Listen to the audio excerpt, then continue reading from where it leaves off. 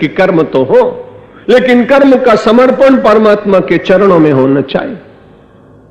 आज के मानव की बड़ी कठिनाई और राजनीति का यह सबसे बड़ा दोष कि उसने किसी व्यक्ति ने सेवा करते करते मन में विचार आ गया कि कभी आगे हो सकता है कि मुझे चुनाव लड़ना पड़े, तो व्यक्ति यदि किसी एक आदमी को भी जल पिलाएगा तो डायरी में नोट करेगा कि मैंने एक दिन एक आदमी को 1 लोटा जल पिलाया था।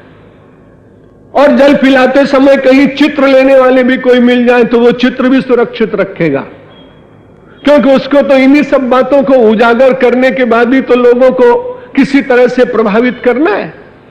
राजनीति में और धर्म में यही अंतर है।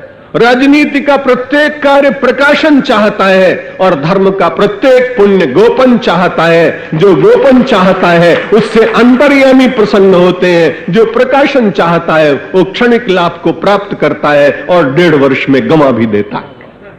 इसलिए हम सब लोगों को ब्रह्मण्यधाय कर्माणि संगम त्यक्त्वा करोति यः लिप्यते न स पापेन।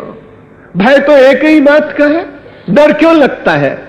मुझसे कभी क्षणिक भूल हो जाती है तो पीड़ा होती है, क्योंकि उस समय तो मैंने कोई भूल कर ली, लेकिन बाद में ऐसा लगता है कि मेरी इस भूल का यदि प्रगटीकरण हो जाए तो निश्चित रूप से मुझे थोड़ी देर के लिए लज्जित होना पड़ेगा।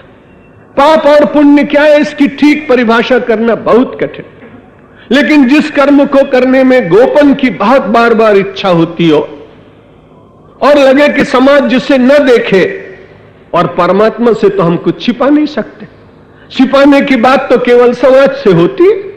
तो जब समाज से छिपाने की इच्छा मेरी होने लगे, आपकी होने लगे, बस तुरंत विचार करिए कि इसी क्षण हम कहीं पाप में प्रवृत्त हो रहे हैं। और जिस समय बिल्कुल ये डर न लगे, ये तो ज्ञात है कि परमात्मा सब जानता है, उससे तो हम 7 ताले के भीतर बैठकर भी कुछ छिपा नहीं सकते। लेकिन पुण्य करते हुए बड़ा अच्छा है कि हम भगवान के साथ रहकर अपने सारे कर्म को प्रभु को समर्पित करते हुए यदि कर्म करें, लाभ होगा।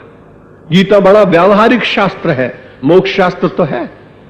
फलाकांक्षा से रहित कर्म करने का संदेश भी देते हैं, लेकिन श्रीमद् भगवत गीता जानती है मानवीय दुर्बलता को, इसलिए 2, 4, 10 श्लोकों के बाद तुरंत बता देती है कि ऐसा करोगे तो ऐसा होगा। अर्जुन ने पूछा कि मैं आपको अपने कर्म सारे अर्पित कर दूं, मुझे कुछ मिलेगा क्या? भगवान उसको 10 बार कह चुके हैं कि न मिलने की आकांक्षा से ही कर्म करो, लेकिन वो बीच में चुपचाप मानो भगवान से पूछ लेता है। स्वर तो मुखरित नहीं होते, पर परमात्मा उसके भाव को जान लेते हैं। उसने कहा, महाराज ब्रह्मण्याधाय कर्माणि, मैंने आपके चरणों में अपने कर्म समर्पित कर दिए, आपको जीवन का आधार बना लिया। निस्संग होने का बार बार प्रयत्न करते हुए कर्म करने लगा, मुझे क्या मिलेगा? भगवान ने कहा, तुम्हें डर तो एक ही बात का है कि पाप न लगे तो तुम पाप से बच जाओ। पद्म पत्रमिवं भसा, जैसे कमल का फूल जल में रहने पर भी लिपायमान नहीं होता,